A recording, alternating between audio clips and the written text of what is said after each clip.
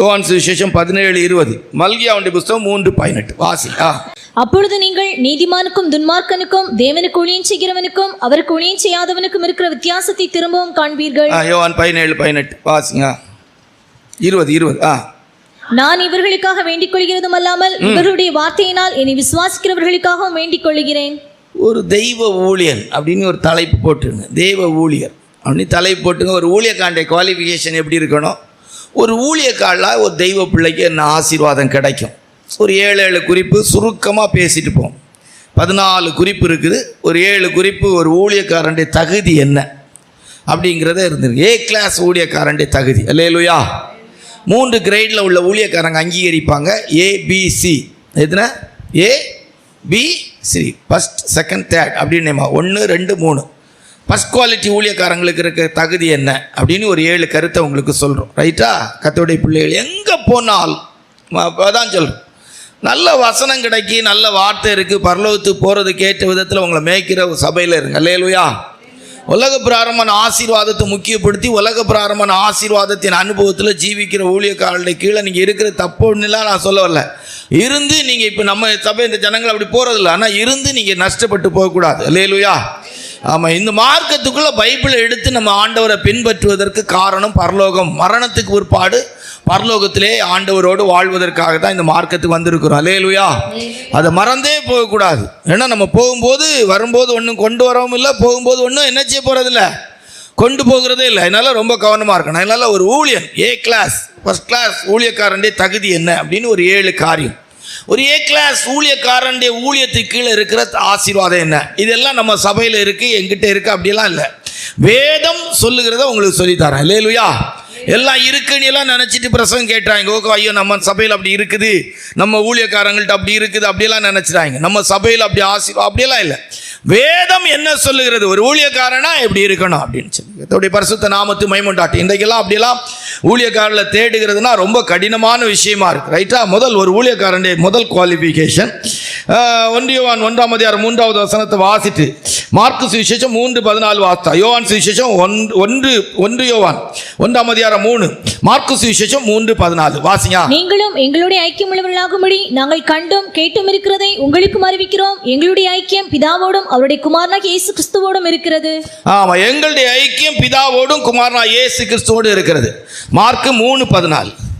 அப்பொழுது அவர் 12 பேரை தெரிந்து கொண்டு அவர்கள் தம்மோட கூட இருக்கவும் பிரசங்கம் பண்ணும்படியாக தாம் அவர்களை அனுப்பவும் வியாதிகளை குணமாக்கி பிசாசுகளை. போதும். இப்ப இந்த வேத பகுதியிலிருந்து அறிந்து கொள்றது என்ன? 1 யோவான் 3 வாசிக்கும் போது அழகா சொல்லி இருக்கு, எங்களுடைய ஐக்கியம் பிதாவோடும் குமாரனாகிய இயேசு கிறிஸ்துவோடும் இருக்கிறது. எங்களுடைய ஐக்கியம் பிதாவோடும் குமாரனாகிய இயேசு கிறிஸ்துவோடும் இருக்கிறது. நல்லா கவனிச்சிடுங்க. ஒரு A கிளாஸ் ஊழியக்காரன் அப்படின்னா 1 யோவான் 3:3 வசனத்தை போடுங்க. 1 யோவான் 1:3 போடுங்க. நீங்களும் எங்களோட ஐக்கியம் உள்ளவர்களாகும்படி நீங்களும் எங்களோடு ஐக்கியமா இருக்கும்படிக்கு நாங்கள் கண்டும் கேட்டும் இருக்கிறதை உங்களுக்கும் அறிவிக்கிறோம். எங்களுடைய ஐக்கியம் பிதாவோடும் அவருடைய குமாரனாகிய இயேசு கிறிஸ்துவோடும் இருக்கிறது. தெய்வ கிருபையிலும் அபிஷேகத்திலும் நல்ல பூரணமான கிருபை, பூரணமான அபிஷேகம், பூரணமான நல்ல சுவிசேஷத்தின் அனுபவத்தோடு ஒரு ஊழியக்காரங்க தேவனோடும் பிதாவாகிய தேவனோடும் ஏசப்பாவோட ஐக்கியமா இருக்கு. மார்க்கு 3:14 வாசிக்கும் போது அழகா சொல்லிருக்கு, அவரோடு தங்கி இருக்கும் பிரசங்கம் பண்ண. வாசிங்க. அப்பொழுது அவர் 12 பேரை தெரிந்து கொண்டு அவர்கள் தம்மோட கூட இருக்கவும் பிரசங்கம் பண்ணும்படியாக தாம் அவர்களை.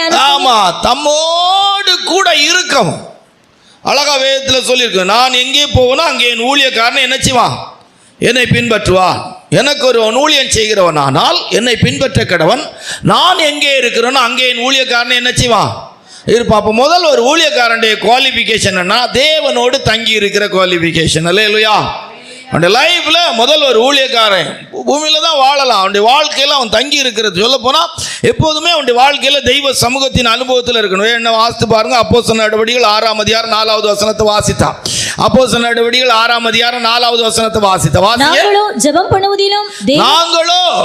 பண்ணுவதிலும் தெய்வ வசனத்தை போதிக்கிற ஊழியர். ஆமா, எப்போதும் தேவனோடு தங்கி இருக்கிற அனுபவத்தில் இருக்கணும். அவங்க ஊழியக்காரங்க அப்படின்னா எப்போதும் தேவனோடு தங்கி இருக்கணும். அதனால எங்கே போகக்கூடாது என்பதல்ல, அவளுடைய வாழ்க்கையின் தரம் தேவனோடு தங்கி இருக்கிற அனுபவம். இதுக்கு நிறைய விளக்கங்கள் நம்ம சொல்லிட்டு போகலாம், நம்ம சமயத்தை எடுக்காம போறோம். முதல்ல ஒரு தெய்வ ஊழியன் அப்படின்னா ஆண்டவரோடு தங்கி இருக்கிறவன், தேவனோடு உள்ள உறவுக்குட்பட்டவர்களாக இருப்பார்கள், தேவனை குறித்த உறவை குறித்த உடையவர்களாக இருப்பார்கள். உங்களுடைய ஐக்கியம் எங்களோடு இருக்கும்படி எங்களுடைய ஐக்கியம் பிதாவாகிய தேவனோடும் குமாரனாகிய இயேசு கிறிஸ்துவோடும் கூட இருக்கிறது. நாங்களோ ஜெபம் பண்ணுவதிலும் உபதேசம் பிரசங்கம் பண்ணுவதிலும் உறுதியாய் தரித்திருப்போம் அப்படின்னு பரிசுத்த பவுல் அவர்கள் அப்போஸ்தலர்கள் சொல்லுகிறார். கர்த்தருடைய பரிசுத்த நாமத்துக்கு மகிமையுண்டாகட்டும்.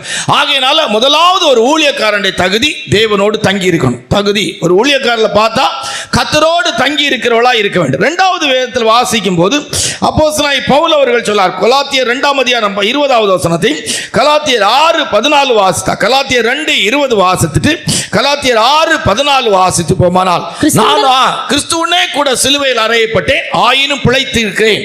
நான் அல்ல, கிறிஸ்துவே என்னில் பிழைத்திருக்கிறார். இப்பொழுது நான் மாம்சத்தில் பிழைத்திருக்கிறதோ கர்த்தருக்காக வாழும்படி பிழைத்திருக்கிறேன். வாசிங்க.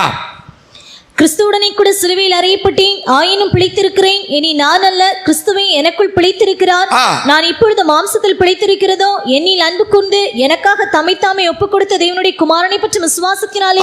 இரண்டாவது சிலுவையில் அறையப்பட்ட ஒரு வாழ்க்கை வாழ்கிறார்கள் அப்படின்னு வேதம் நமக்கு சொல்லிக் கொடுக்கும். அடுத்து என்ன? கலாத்தியர் 2:6-14 வசனத்தின்படி, நானோ நம்முடைய கர்த்தராய் இருக்கிற இயேசு கிறிஸ்துவின் சிலுவையை குறித்து அல்லாமல் வேற ஒன்றை குறித்து மேன்மை பாராட்டேன்.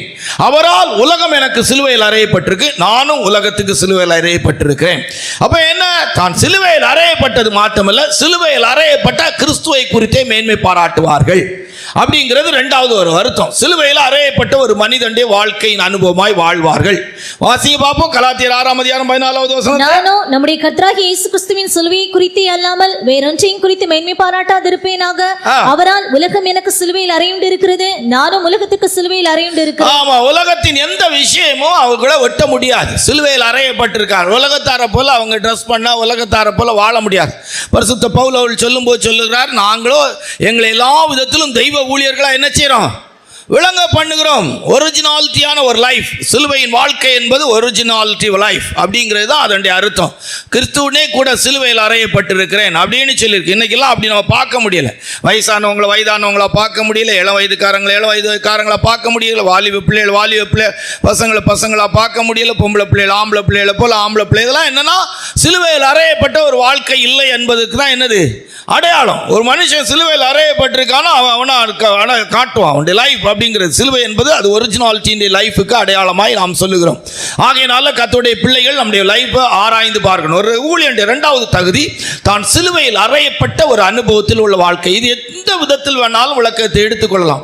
பாடுபடுகிற அனுபவத்துக்கு எடுத்துக்கொள்ளலாம், ஆண்டோடைய கிருபையினால ஊழியர்கள் விசுவாசிகளுக்காக கஷ்டப்படுகிற அனுபவத்தில் எடுத்துக்கொள்ளலாம், சபைக்காக எப்படி வேணாலும் எடுத்துக்கொள்ளலாம். அப்ப இரண்டாவது ஒரு ஊழியக்காரன் தகுதி தான் சிலுவையில் அறையப்பட்ட அனுபவத்தில் தங்களுடைய ஜீவியத்தை ஜீவிப்பார்கள்.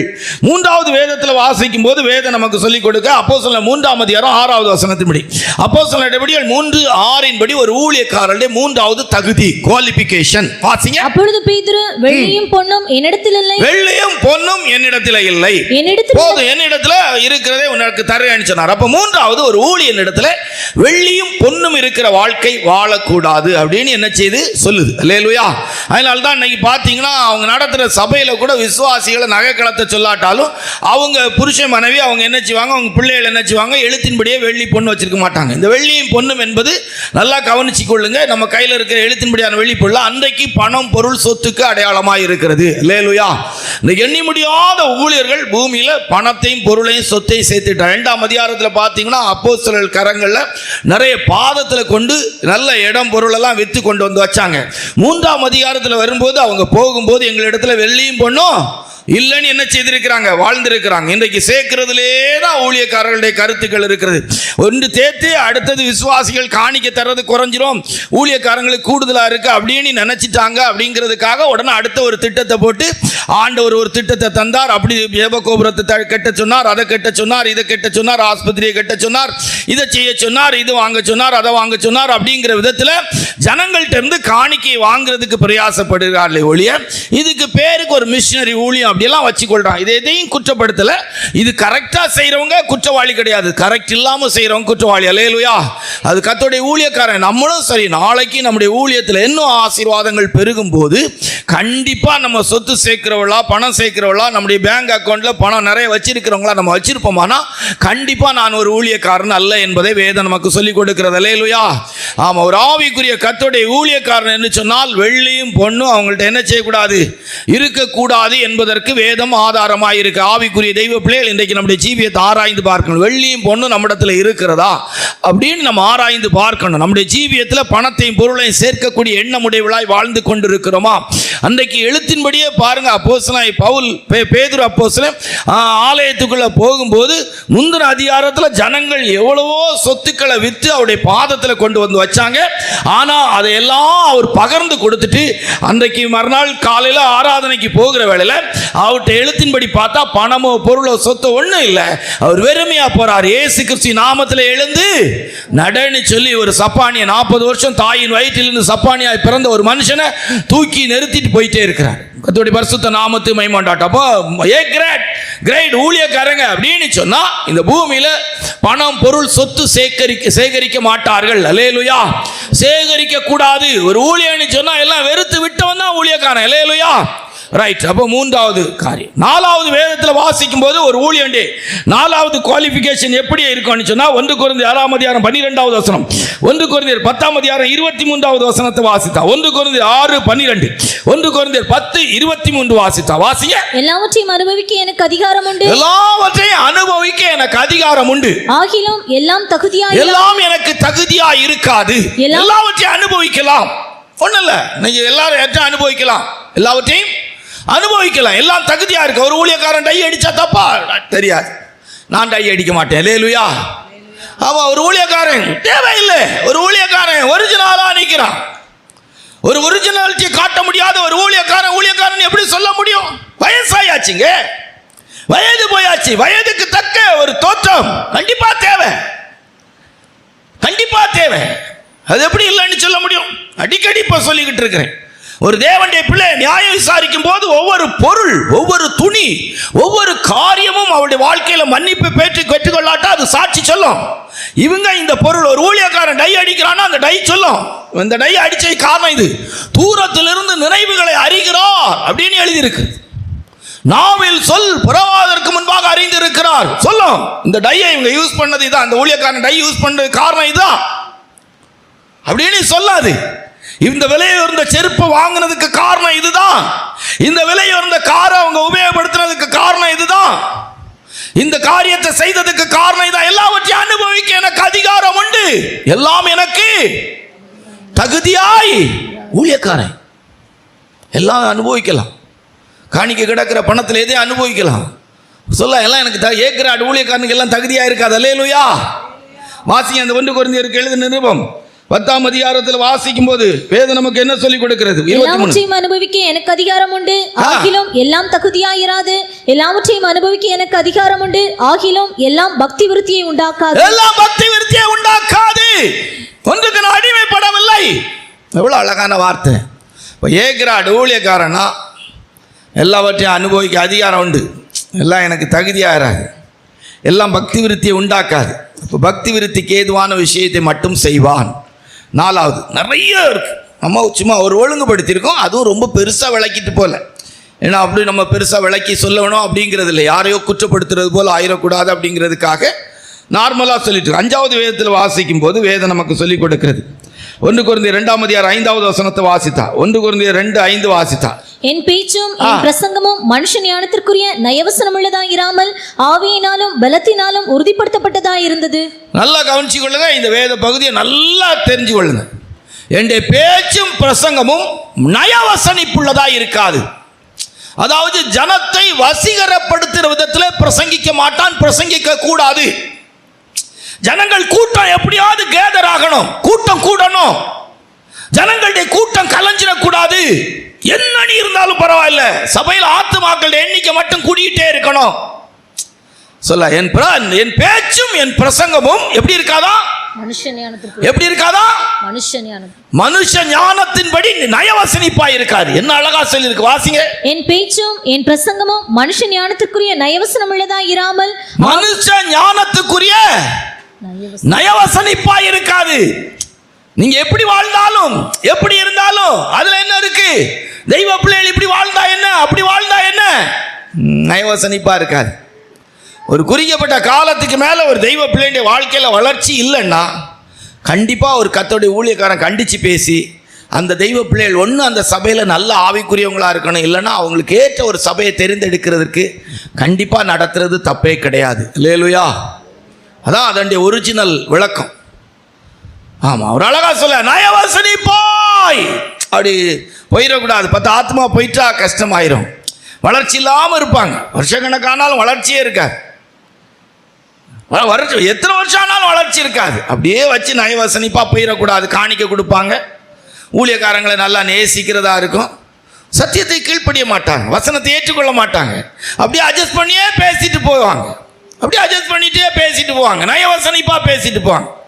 நசுக்கா பேசுவாங்க. நகை கலத்தக்கூடாதுன்னு பேசணும், ஆனால் அதை நசுக்கா பேசுவாங்க. ஆடம்பரத்தை விடணும்னு பேசுவாங்க, நசுக்கா பேசுவாங்க.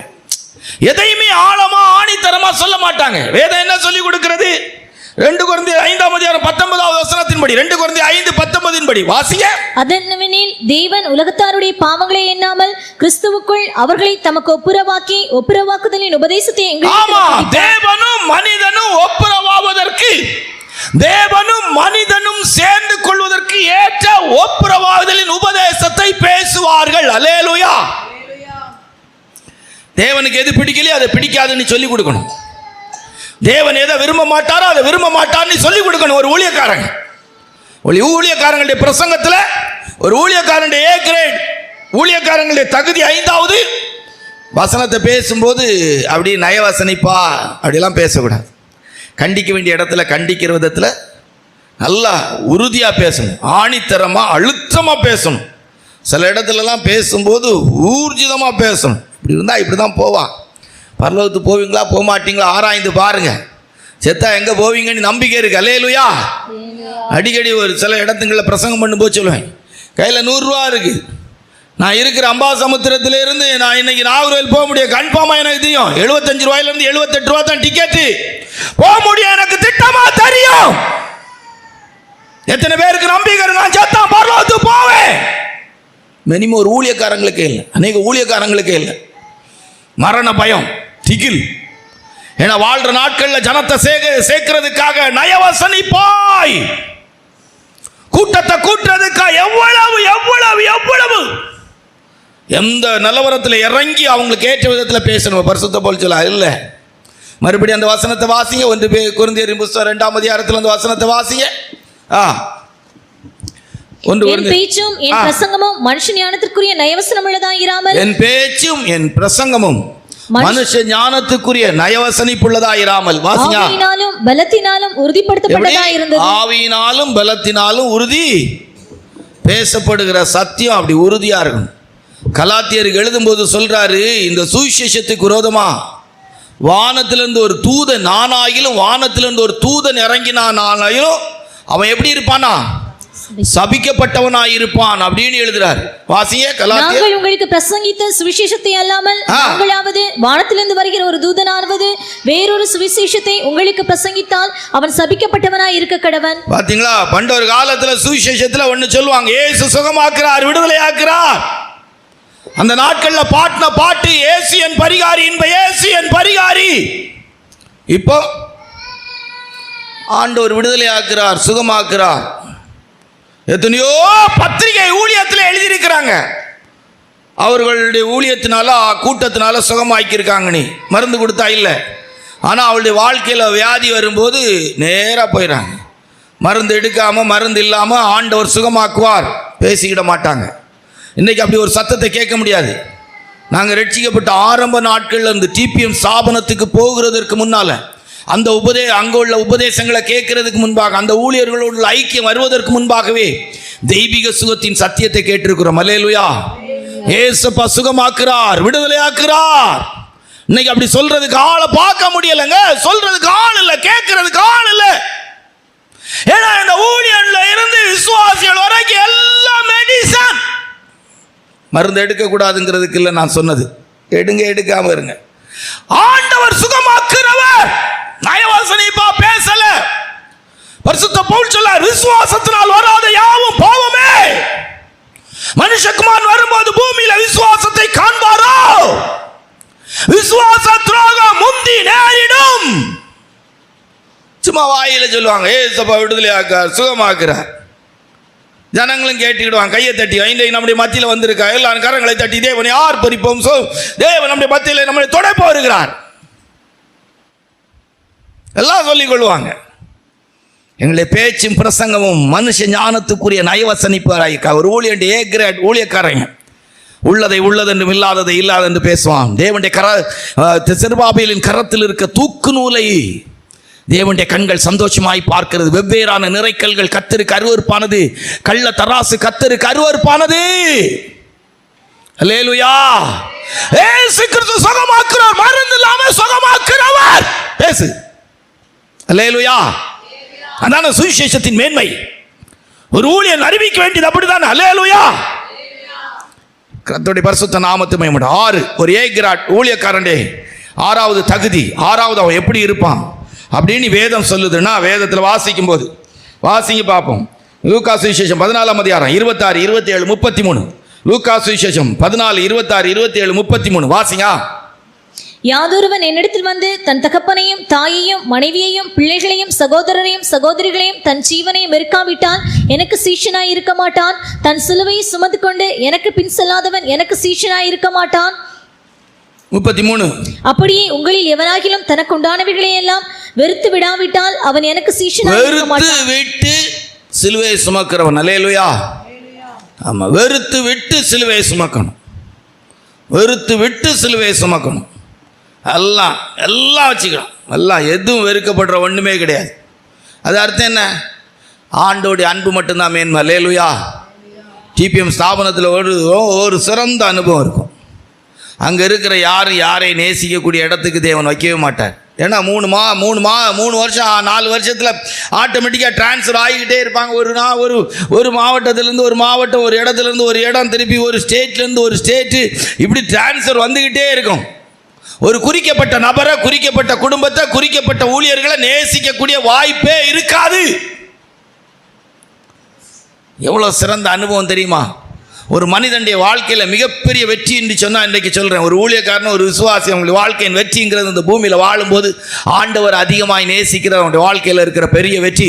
ஒரு மனுஷனுடைய வாழ்க்கையில் இருக்கிற மிகப்பெரிய தோல்வி என்பது தேவனை நேசிக்கிறத விட்டு இந்த உலகத்தில் இருக்கிற எதையாவது ஒன்று அவன் நேசிக்கிறவனாக இருந்தால் அவனுடைய வாழ்க்கையில் அவன் பெரிய தோல்விக்குரியவன். தன்னைத்தான் வெறுத்து தன் சிலுவை எடுத்து என்னை பின்பற்றாதவன் எனக்கு சீசன் அல்ல. தனக்குண்டானவைகளெல்லாம் வெறுத்து விடாவிட்டால் எனக்கு சீசன் அல்ல. ஒரு ஊழியக்காரனுடைய 6வது குவாலிஃபிகேஷன், நேசிப்பதற்கு இயேசு கிறிஸ்துவை தவிர, சுமப்பதற்கு சிலுவையை தவிர எதொன்றும் அவனுக்கு பெருசாக தெரியாது. அல்லேலூயா. இன்னைக்கெல்லாம் பார்க்கறது கஷ்டங்க. ஒரு காலத்தில் இப்படியெல்லாம் சுவிசேஷம் கேட்டு தான் வளர்ந்தோம். இப்படிப்பட்ட விதத்தில் தான் சபைகள் இருந்துச்சு. இன்னைக்கு அதை பார்க்க முடியல, கேட்க முடியல. ஒரு ஊழியக்கார் தன்னுடைய வாழ்க்கையின் பிரச்சனையை சொல்றார். நான் சொல்றேன், இல்ல, நீங்க ஆண்டவரை விட குடும்பத்தை நேசிச்சிருக்கிறீங்க. தெய்வ சமூகத்தில் இருந்தா கர்த்தர் சொல்ல 4 விஷயம் அவனுடைய வாழ்க்கையில தப்பு பண்ணி இருக்கிறான். 1, என்னை நேசிக்கிற அனுபவத்தை விட்டு உலகத்தின் இச்சைக்குரிய ஒரு பெண்ணை அவன் நேசித்தது தவறு. 2, வாழ்க்கையின் குடும்பத்தை என்னுடைய திட்டத்தின்படி அல்ல, அவனுடைய திட்டத்தின்படி வாழ்வதற்கு பெருமைக்கு ஏதுவாக குடும்பத்தை அமைத்தான். 3, தன்னுடைய மனைவி பிள்ளைகள் தனக்கு மேன்மை என்று நினைத்தான். 4, தன்னுடைய வாழ்க்கையின் பிரச்சனையின் போதும் என் பக்கமாய் திரும்பாமல் பிரச்சனையை தனக்கு சாதகமாய் மாற்றுவதற்கு பிரயாசப்பட்டான். 4 விஷயம் முடிஞ்சு போச்சு. மொத்தம் என்ன? தேவனுடைய அன்பை விட்ட போது எல்லாமே தானா வந்துடும். தன்னை தான் வெறுத்து தன் சிலுவை எடுத்து என்னை பின்பற்றாவிட்டால் எனக்கு சீசன் அல்ல. இயேசு கிறிஸ்துவின் அன்பு ஒரு ஊழியக்காரனுடைய உள்ளத்தில் மேன்மையா இருக்குமா? நான் பரிசுத்த பவுல் சொல்ல, கிறிஸ்துவின் அன்பு என்னை நெருக்கி ஆகுகிறது. ஒட்டு மொத்தமாக எல்லாரும் அடிக்கிறாங்க, கஷ்டம் இல்லை.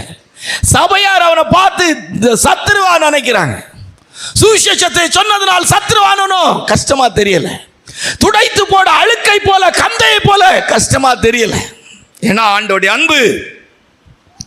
வெறுத்து விட்டவனுக்கு தேவனுடைய அன்பு பெருசா தெரியாது, புறக்கணிக்கப்படுகிறது பெருசா தெரியாது. நீங்கள் புத்திமான்கள், நாங்கள் புத்தியினர்னு சொல்றார். எதுவுமே பெருசா தெரியல. ஏன்னா ஆண்டவருடைய அன்புக்குள்ள இருக்கும்போது இன்பமும் துன்பமும் தெரியாது. அல்லேலூயா. கர்த்தருடைய அன்புங்கிறது அவ்வளவு. நாம் நம்மில் அன்பு கூறாலே முற்றிலும் ஜெயம் கொள்ளுகிறோம். பரிசுத்த ஆவியினாலே தேவனுடைய அன்பு நம்முடைய இருதயங்களை ஊற்றப்பட்டபடியால் அந்த நம்பிக்கை வெட்கப்படுத்தாது.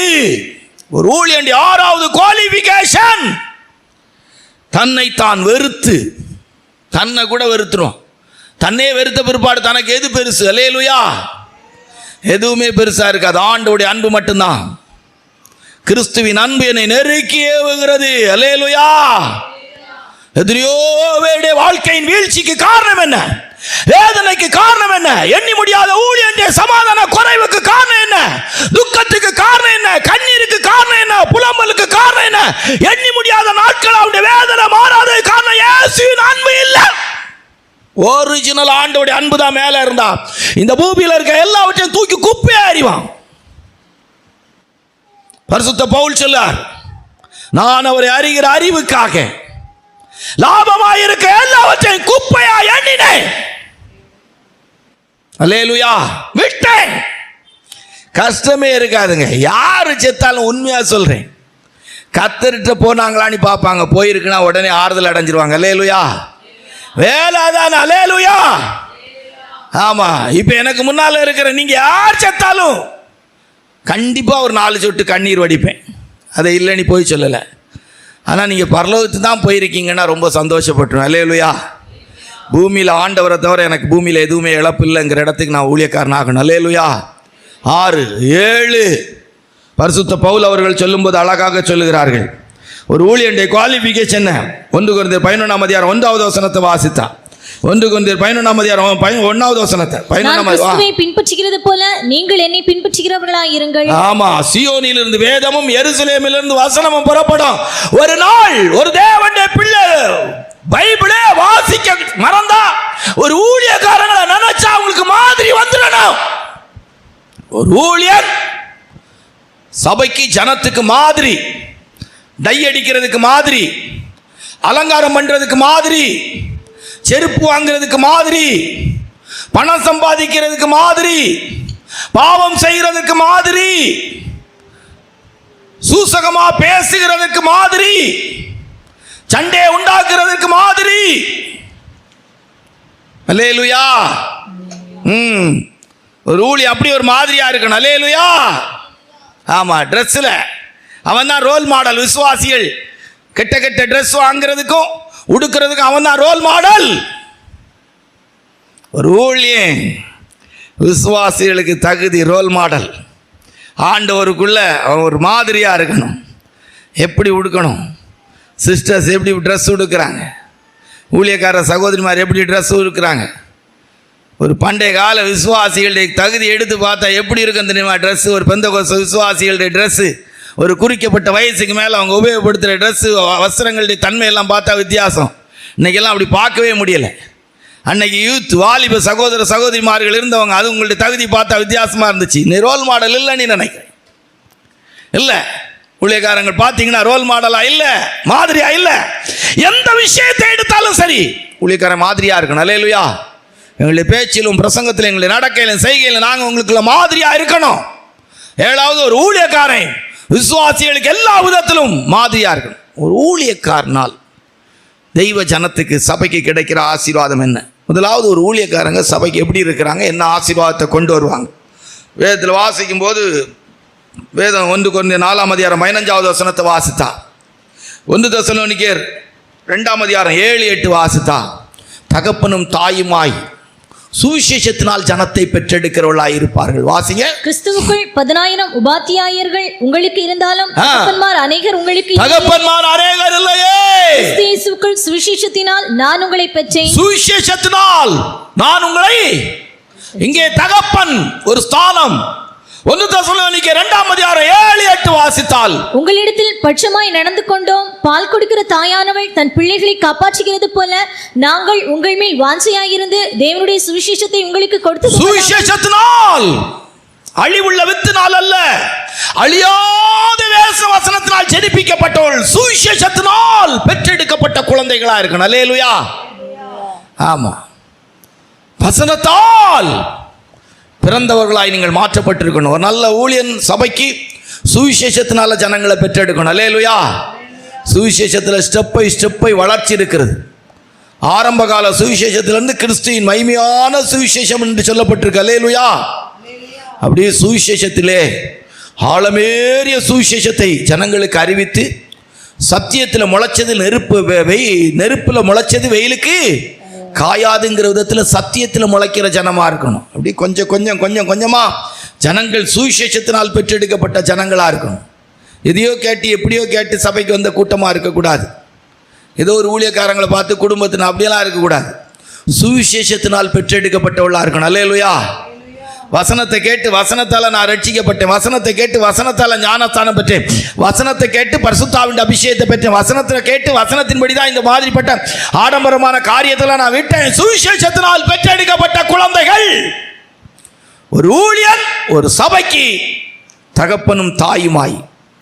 ஆமா, பரிசுத்த போல் கேட்கிறார், நான் பெரம்போடி வரட்டா? தகப்பன் சித்தியாத புத்திரன் உண்டோ அப்படிங்கிறார். அல்லேலூயா. இப்போ முதல்ல ஒரு சபைக்கு ஒரு ஊழியன் என்ன ஆசீர்வாதத்துக்குரியவனா, தாய் தகப்பன் என்கிற ஸ்தானத்தில் சுவிசேஷத்தினால் ஜனத்தை பெற்றெடுக்கிறவனாக இருக்கணும். 2 மத்தேயு சுவிசேஷம் 10:11-13 வரைக்கும் வாசித்தால், மத்தேயு சுவிசேஷம் 10:11-13 வரைக்கும் வாசிங்க. எந்த பட்டணத்திலாவது கிராமத்திலாவது நீங்கள் பிரவேசிக்கும் போது அதிலே பாத்திரமானவன் யாரென்று விசாரித்து நீங்கள் புறப்படும் அளவும் அவனிடத்தில் என்ன, நீங்க வா சமாதான வாழ்த்துதல், ஆசீர்வாதத்தின் வாழ்த்துதல் சொல்லுங்க. ஆசீர்வாதத்துக்குரியவன். அல்லேலூயா. ஒரு சபைக்கு ஒரு ஊழியன் ஆசீர்வாதத்துக்குரியவன். சபைக்கே கட்டணம் இல்லாட்டாலும் விசுவாசி வீடு கிடைக்கும் தேவைப்பட்டா. அல்லேலூயா. அதான் முக்கியம். ஒரு சபை ஜனத்துக்கு ஒரு ஊழியன் ஆசீர்வாதமா இருக்கும். பிரசங்கம் பண்ணிக்கிட்டு பிரசங்க ஆசீர்வாதத்தை குறித்து பேசிட்டு ஒரு ஊழியன் காணிக்க வாங்கி அவனுக்கு சொத்து சேர்த்துட்டு இருக்கிறது அனுபவம் இல்லை. ஆமாம், நீ மேலே பார்த்தீங்கன்னா தெரியும். நீங்கள் வலிக்கு ஒன்று இருக்காண்டா. ஆனால் நீங்கள் பிச்சைக்காரங்களை போல போங்க. நீங்கள் ஒரு வீட்டுக்குள்ளே போய் வாழ்த்து சொல்லுங்கள், அந்த வாழ்த்துக்கு சொந்தக்காரங்கடா தங்கம். ஒரு கர்த்தருடைய ஊழியன் ஒரு சபைக்கு ஆசீர்வாதத்தை பகிர்ந்து கொடுக்கிறவனாக இருக்கணும். அல்லேலூயா. ஆமாம், நன்மையான எந்த ஈவும் பூரணமான எந்த வரமும் ஜோதிகளின் பிதாவினிடத்திலிருந்து இறங்கி வருகிறது. அல்லேலூயா. இப்போ செகண்ட், ஒரு ஊழியக்காரன் சபைக்கு ஜனத்துக்கு ஆசீர்வாதத்துக்குரியவனாய் எழுத்தின்படியான நன்மைகள், சமாதானம், சந்தோஷம், இளைப்பாறுதல், ஆறுதல் எல்லாவற்றையும் இருக்கணும். அப்படி இருக்கணும். சபைக்கு ஒரு ஊழியக்காரங்க ஜெபம் பண்ணா அது ஒரு ஆசீர்வாதமா இருக்கணும். அல்லேலூயா. ஆமா, ஒரு சபையில சும்மா சாதாரணமா கர்த்தர் ஆசீர்வதிப்பார். தைரியமா போங்க, ஒரு பிரச்சனை இல்லை. கர்த்தர் உங்க தேவையை சந்திப்பார் அப்படின்னா அது நிறைவேறணும். அல்லேலூயா. ஆமா, அப்படி ஒரு ஆசீர்வாதம் உண்டாகணும். இன்னைக்கு அது இருக்குதா? அப்படி உங்க ஊழியக்காரங்க இருக்கிறாங்களா பாருங்க. அல்லேலூயா. ஒரு நாள் உங்களுக்கு வீடு கிடைக்கும், இடம் கிடைக்கும், ஒண்ணுமே பேசாட்டாலும் உங்களுக்கு கிடைக்கணும் நினைச்சிடுங்க. உங்களை ஆசீர்வதிக்கிறாங்க. அல்லேலூயா. உங்களை ஆசீர்வதிக்கிற ஊழியக்காரர்களா இருக்கணும். ஆமா, சும்மா ஆசீர்வாதம் நீ பேசிட்டு காணிக்கையை பிரித்து அந்த ஊழியக்காரன் மட்டும் வளர்ந்துக்கிட்டே போவான். விசுவாசி தாழ்ந்துக்கிட்டே போவாங்க. கடன் பெருகிக்கிட்டே இருக்கும், பிரச்சனை பெருகிக்கிட்டே இருக்கும், ஒரு நன்மை இருக்கா. 2, ஒரு ஊழியக்காரங்க சபைக்கு ஜனத்துக்கு ஆசீர்வாதத்தை பகிர்ந்து கொடுக்கிறவர்களாக இருக்க வேண்டும். 3, ஒரு ஊழியக்காரங்க எப்படிப்பட்டவங்களா இருப்பாங்க? மத்தேயு சுவிசேஷம் 16:19, மத்தேயு சுவிசேஷம் 18:18 வாஸ்தா. மத்தேயு சுவிசேஷம் 16:19, மத்தேயு சுவிசேஷம் 18:18 வாசி. பரலோக ராஜ்யத்தின் திறவுகோல்களை நான் உனக்கு தருவேன். பூலோகத்திலே நீ கட்டுகிறது எதுவோ அது பரலோகத்திலும் கட்டப்பட்டு. ஆமா, பூலோகத்தில் எதை கட்டியோ அது பூலோகத்தில் கட்டப்படும், பரலோகத்தில் எது கட்டப்படியோ அது கட்டப்படும். வாசிங்க.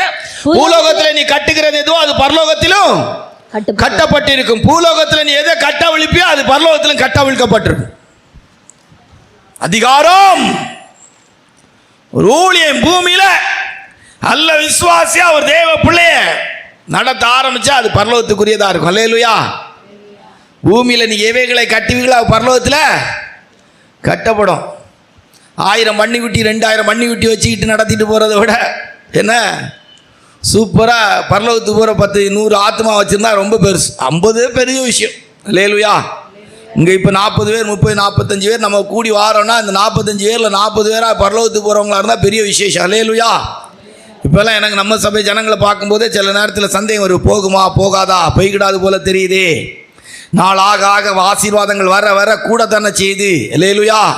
உலக பிராரமான வாழ்க்கை கூட தானே செய்யுது. பித்தாளை போடுறவங்க கூட பித்தாளை 1க்கு 2 ஸ்லைடு வாங்கி 1க்கு 2 கம்மல் வாங்கி 1க்கு 2 மாடல் செயின் வாங்கி 1க்கு 2 காப்பு வாங்கி பித்தாளையில் கூட கூடுதலாக தானே சேர்த்துக்கிட்டு இருக்கா. போகாது. சந்தேகம் வர ஆரம்பிக்குது. அல்லேலூயா. ஒரு ஊழி 6 பொருட்களினால் சபையை கட்ட முடியும். புல், வைக்கோல், மரம், வெள்ளி, பொன்னு, விலையேறப்பட்ட கல், 6 பொருளும் அக்கினி வழியாய் போக வேண்டும். எது நிலைச்சிருக்கோ அதுக்கு தக்க கூலி அவனுக்கு என்ன செய்யும், கிடைக்கும். புல் அக்கினியில ஒண்ணுமில்லாம ஆயிரும், வைக்கோல் ஒண்ணுமில்லாம ஆயிரும், மரம் எரிஞ்சி சாம்பல் ஆயிரும், வெள்ளியும் பொன்னும் உருப்படி உருவை இழந்து விடும். விலையேறப்பெற்ற கல் மட்டும்தான் நெருப்புல போயிட்டு வந்தா கரெக்டா இருக்கும். அல்லேலூயா. கர்த்தருடைய பிள்ளைகளை ஆராய்ந்து பார்க்க வேண்டும். ஒரு ஊழியன் 3வது கட்டவும் இடிக்கவும் அதிகாரம் உள்ளவனாய் ஊழியத்தை செய்வான். பூமியில வேலை கட்டுவானோ பரலோகத்தில் என்ன செய்யப்படும், கட்டப்படும். கட்ட ஒழிச்சா அவ்வளவுதான். அனனியா சப்பீரால் வந்தாங்க, அதிகாரமா சொன்னார், ஏய் பரிசுத்த ஆவியானவருக்கு விரோதமா பொய் சொல்ல ஒருமனப்பட்டது என்ன, அவுட், முடிஞ்சு போச்சு. பரலோகத்தும் போல பூமியிலே இல்லை. அல்லேலூயா. கட்ட ஒழிச்சா அவ்வளோதான், முடிஞ்சு போச்சு. ஒரு ஊழியன் 3வது அதிகாரமுடையவளா இருக்கா. பரலோக ராஜ்யத்தை தேவன் கட்டும்போது தம்முடைய ஊழியர்களை கொண்டு வச்சு கட்டுறார். அல்லேலூயா. பணி தீர்க்கப்பட்ட கற்களை கொண்டு கட்டினது போல கட்டவும் இடிக்கவும் அதிகாரமுடையவளாய். அப்போ 3வது ஒரு ஊழியன் பரலோக ராஜ்யத்தை கட்டுகிறவனாக. சபையில் ஆத்துமாக்களை கூட்டுறது இல்லை, தேவையில்லைங்கிற நமக்கும் கூடுதல் வரும் ஆண்டோடைய கிருபையினால. ஒரு காலத்துக்கு பிற்பாடு நம்மளும் நம்ம சபையை குறித்து அப்படி சொல்லிடக்கூடாது. ஒருவேளை அதுக்கு தான் இன்றைக்கு முன் உதாரணமாக ஆண்டவர் பேச வைப்பாரா இருக்கும். அதனால் ஆவிக்குரிய தெய்வ பிள்ளைகள் லைஃப்பில் ஒரு ஊழியன் கட்டவும் இடிக்கவும் அதிகாரம் உள்ளவன். பூமியில் எவைகளை கட்டுவீங்களோ அவள் பரலோகத்தில், ஆமாம் அங்கே கரெக்டாக கட்டணும். இங்கே சரியாக கட்டலைன்னா அங்கே போய் சேராது. ஒரு ஊழியன் கரெக்டாக அங்கே ஒரு ஆத்மாவை நடத்தினாதான் அது பரலோகத்துக்கு போவோம். இல்லைன்னா என்ன செய்யாது, போய் சேராது.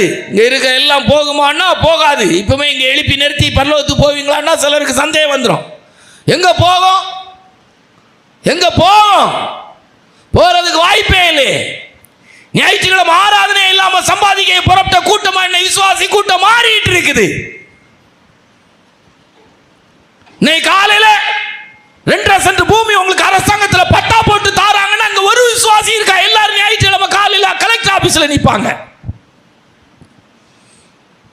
அல்லேலூயா. ஆமா. இன்னைக்கு காலையில பொங்கல் கரும்பும் துணியும் கொடுக்குறாங்கன்னா நம்ம விசுவாசிகள் 1000 ரூபாயும் கொடுக்குறாங்கன்னா ஞாயிற்றுக்கிழமை காலையில எல்லாம் அங்க போய் ரேஷன் கடையில் போய் நிற்கும். ஞாயிற்றுக்கிழமை ஆதார் அட்டையை புதுப்பிக்கலன்னு சொன்னா அங்க போய் நிற்பாங்க.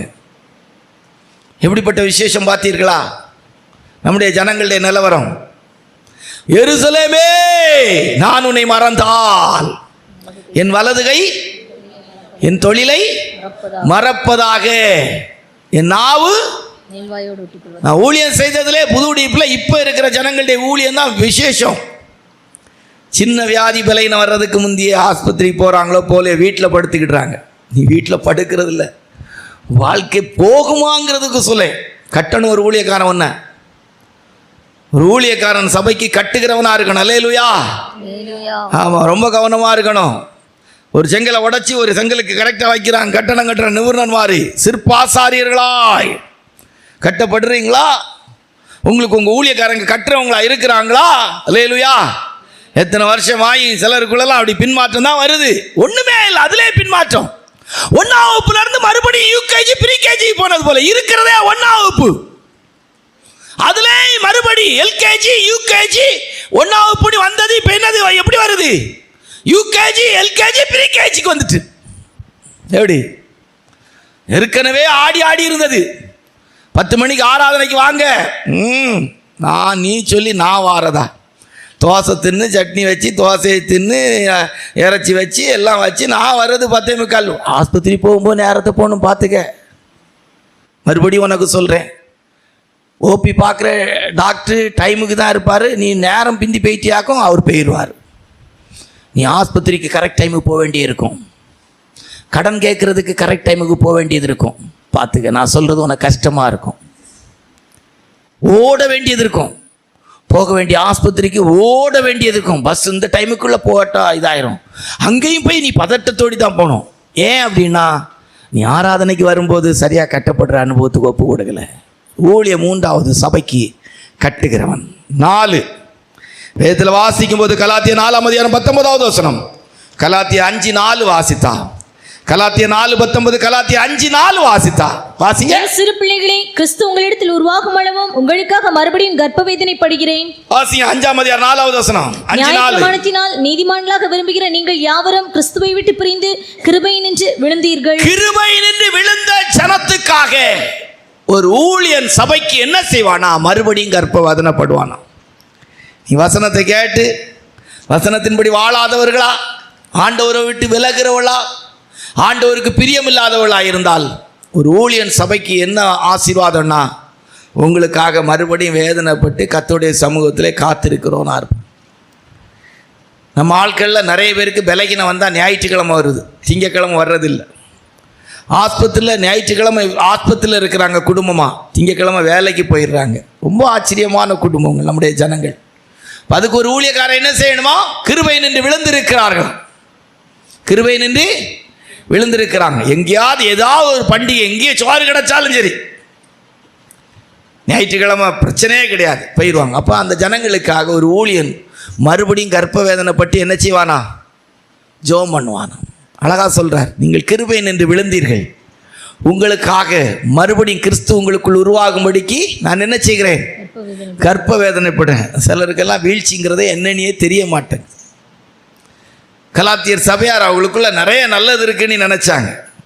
பரிசுத்த பவுலுக்கு கண்ணை கூட பிடுங்கி கொடுக்க ஆயத்தமாக இருந்தாங்க. நான் அவர் சொல்றாரு, கிருபை நின்று விழுந்தீர்கள். எதுலேருந்து விழுந்தீங்க? கிருபை நின்று விழுந்தீர்கள். கிருபை ஒரு மனுஷனுக்கு இருந்தா, ஒரு மனுஷன் வாழ்க்கையில் இருக்கிற கிருபை எங்க அவனை கொண்டு போகும் தெரியுமா? நானோ மிகுந்த கிருபையினால் நம்முடைய ஆலயத்துக்குள் பிரவேசித்து இந்த ஆலயத்தின் நடுவிலே கிருபையை சிந்தித்துக் கொண்டிருக்கிறேன். ஒரு மனுஷனுக்கு கிருபை இருக்குன்னு அவன் ஆலயத்தில் இருப்பான். அதனால தான் சொல்லி ஆலய பிரகாரங்களை நாட்டப்பட்டவர்கள் ஆலய பிரகாரங்களை செழித்திருப்பார்கள். கிருபை ஒரு மனுஷனுக்கு. நான் சிலருக்கு சொல்லுவேன், கஷ்ட வேதனை இருக்குன்னா தெய்வ சமூகத்துக்கு எங்கேயாவது ஒரு வீட்டு கூட்டம் நடந்தால் கூட ஓடிடுவாங்க. 2 மணி நேரம் பிரயாணம் பண்ணி கூட ஒரு பிரயோஜனம் இருக்காது. போகிறதுனால ஏதாவது கிடைக்குமான்னு கூட தெரியாது, எங்கேயும் ஓடிடுவாங்க. அப்படியே ஓடுகாலியாக தான் இருக்கும். ஒரு 2 வீலரில் கூட உட்காந்து எத்தனை மணி நேரமும் பிரயாணம் பண்ணிவாங்க. திருவனந்தபுரத்துக்கே போனா போவாங்க. தெய்வ சமூகத்துக்கு வரணும்னா, கர்த்தருடைய சமூகத்தில் உட்கார்ந்துருக்கேன்னா ரொம்ப கஷ்டமாக இருக்கும். அன்றைக்கு எழுத்தின்படியே பெதஸ்தா குளத்தை நம்பி போட்டாங்களாம். அல்லேலூயா, கர்த்தருடைய பரிசுத்த நாமத்தை. அப்போ 4வது ஒரு ஊழியன் சபைக்கு என்ன ஆசீர்வாதம்னா, ஜனங்களுக்குள்ளே பின்மாற்றங்கள், ஜனங்களுக்குள்ளே வளர்ச்சியற்ற நிலவரத்தை பார்க்கும்போது கர்ப்ப வேதனைப்படுகிறது போல அழுது ஜெபம் பண்ணணும் அப்படிங்கிறத சொல்லு. 5 வேதத்தில் வாசிக்கும் போது மார்க்கு சுவிசேஷம் 6:39-40 வாஸ்தா. மார்க்கு சுவிசேஷம் 6:39-40 வாஸ்தா. கொலோசியர் 1:28 வாஸ்தா. வாசிங்க. அப்பொழுது எல்லாரையும் பசும்புலின் மேல் பந்தி பந்தியாக உட்கார வைக்கும்படி அவர்களுக்கு கட்டளையிட்டார். அப்படியே வரிசை வரிசையாய் 100 பேராகவும் 50 பேராகவும் உட்கார்ந்தார்கள். கொலோசியர் 1:28. எந்த மனுஷனையும் கிறிஸ்து இயேசுவுக்குள் தெரியனவனாக நிறுத்தும்படிக்கு அவரையே நாங்கள் அறிவித்து எந்த மனுஷனுக்கும் புத்தி சொல்லி எந்த மனுஷனுக்கும் எல்லா ஞானத்தோடும் உபதேசம் பண்ணுகிறோம். 5வது ஒரு ஊழியக்காரங்க வருஷப்படுத்துவாங்க, ஒழுங்குபடுத்துவாங்க. ஜனங்கள் ஆவிக்குரிய ஜீவியத்தில் தேறினோளாய் மாறுவதற்கு பிரயாசப்படுவார்கள். நல்லா ஒழுங்குபடுத்துவாங்க. அந்த மார்க்கு சுவிசேஷத்தில் வாசித்து பாருங்க, அழகா சொல்லியிருக்கும். மார்க்கு சுவிசேஷம் 6ஆம் அதிகாரத்தில் 39வது வசனத்தை வாசிங்க. 39-40 வாசிங்க. அப்பொழுது எல்லாரையும் பசும்புலின் மேல் பந்தி பந்தியாக உட்கார வைக்கும்படி எப்படி வச்சாங்களா? பந்தி பந்தியா உட்கார வச்சாரலாம், கட்டளையிட்டார். வாசிங்க 40வது அப்படியே வசனம். வரிசை வரிசையாய் 100 எப்படி எப்படியா வரிசை அழகா ஒழுங்குபடுத்துவாங்க. என்ன படுத்துவாங்களா? ஒழுங்குபடுத்துவாங்க. ஒரு ஊழியண்டிய 5வது வேலை, 5வது அவங்க சபைக்கு செய்கிறது ஒழுங்குபடுத்துவாங்க. கரெக்டாக ஒழுங்குபடுத்தணும். விசுவாசி சில சபைகளுக்கு பிரசங்கம் பண்ண போகும்போதே விசுவாசிகள் உட்கார்ந்து இருக்கிறத பார்த்து சொல்வேன், எல்லாம் கரெக்டாக ஒழுங்காக உட்காருங்க, வரிசை பிடிச்சி உட்காருங்க, லைன் பிடிச்சி உட்காருங்க. ஒரு கட்டடம் கட்டும்போது கூட எவ்வளோ ஒழுங்குபட, நாற்று நடும்போது ஒழுங்கு பிடிக்கிறாங்க. சபை விசுவாசிகள் ஒழுங்கு கரெக்டாக இருங்க. ஆவிக்குரிய ஜீவியத்தில் ஒழுங்காருங்க. வஸ்திரம் உடுக்கும்போது ஒழுங்காக விடுங்க. அன்றைக்கி ஒரு சபைக்கு அம்பாசமுத்திரத்தில் ஊழியம் செய்ய போயிருக்கிறேன். ஒரு பையன் கையில் ஒரு வெள்ளி சங்கிலி மாய் போட்டிருக்கான், கையில் ஒரு மோதிரம் போட்டிருக்கான், வெள்ளி இல்லை, வெள்ளியாக இதுன்னு தெரில, கழுத்தில் ஒரு செயின் போட்டிருக்கான் வெள்ளி. இதில் நான் சொன்னேன், இந்த பையனை பற்றி அப்படி அன்றைக்கி கடைசி பிரசங்கம், ஞாயிற்றுக்கிழமை சாயங்காலம் கடைசி பிரசங்கம் பண்ணும்போது அவனை சொல்ல, இவன் இப்படி இருக்கான், இவன்லாம் இப்படி இருக்கான்னு சொல்லி பார்த்தா ஒரு பாஸ்ட்டுக்க பையனா, ஒழுங்கே இல்லை. சக்கரை இருந்தால் காலில் கூட தங்க கொலுசு போடுற அளவுக்கு ஆயிட்டோம். இன்னைக்கு இருக்கிறனால வரும். எதுக்கு போடுறோம் யாருக்குமே தெரியறதில்ல. ஏன் போடலாமா போடக்கூடாதா? வேதம் முழுவதும் ஆதி ஆகமத்திலேருந்து வாஸ்து பார்த்தீங்கன்னா தெரியும். இல்லை தேவையில்லாதது. நான் ஊழியக்காரங்களுக்கு சொல்லும்போது சொன்னேன், 10 முறை 12 முறை நான் எருசலேமுக்கு போயிட்டு வந்தேன். இது சர்ச் பண்ணிகிட்டு இருக்கிறாங்க சேட்டலைட்டில், எங்கே அன்னைக்கு யாக்கோபு புதைச்சி வச்சார், எங்கே மோசையை புதைச்சி வச்சார். ஏதாவது ஒரு ஜேசிபி வண்டியை கொண்டு போய் அவ்வளோத்தையும் வாரிட்டு வரலாமா? ஒழுங்குபடுத்துகிறவர்கள், வரிசைப்படுத்துகிறவள், தேவனுடைய நன்மையினால் திருப்திப்படுத்தும்படி ஒழுங்குபடுத்துகிறவள், எந்த மனுஷனையும் கிறிஸ்து இயேசுவுக்குள் தேறினவளாய் நிறுத்தும்படிக்கு எந்த மனுஷனுக்கும் புத்தி சொல்லி எல்லா ஞானத்தோடும் உபதேசம் பண்ண. அந்த 1:28 போடுங்க. கொலோசியர் 1:28 என்ன சொல்லியிருக்கு வாசிங்க, அழகா சொல்லி. மனுஷனையும் கிறிஸ்து இயேசுவுக்குள் தேறினவனாக நிறுத்தும்படி, எந்த மனுஷனையும் கிறிஸ்து இயேசுவுக்குள் தேறினவனாக நிறுத்தும்படிக்கு அவரையே நாங்கள் அறிவித்து எந்த மனுஷனுக்கும் புத்தி சொல்லி எந்த மனுஷனுக்கும் எல்லா ஞானத்தோடும் உபதேசம் பண்ணுகிறோம். என்ன பண்ணுகிறோம்? உபதேசம் பண்ணுகிறோம். முடி எப்படி வைக்காத, நல்லதில்லை. பிற்காலத்தில் ஒன்று தூக்கிறோம், இப்படி விதைக்காத, இப்படி பேசாத, இப்படி நடக்காத, இப்படி உடுக்காத, தூக்கிறோம். நீ நினைக்கிறது வாழ்க்கை இல்லை, வாழ்க்கை மாறும், ட்ரெண்ட் மாறும். நான் சொல்லுவேன், நம்ம சபையில் உள்ள சிலரை பற்றி சிஸ்டர்ஸ் சொல்லுவேன், இந்த மாதிரிப்பட்ட சிஸ்டர் உங்களுக்கெல்லாம் பேத்தமாய் ஒரு பையன் வந்தால் தான் வாழ்வான். நல்ல ஆனா ஒருத்தன் அமைஞ்சான்னா இடிச்சு சப்பிடுவான். பேத்தமாய் ஒருத்தன் அமையணும். அப்படி ஒன்மா எல்லாத்துக்கும்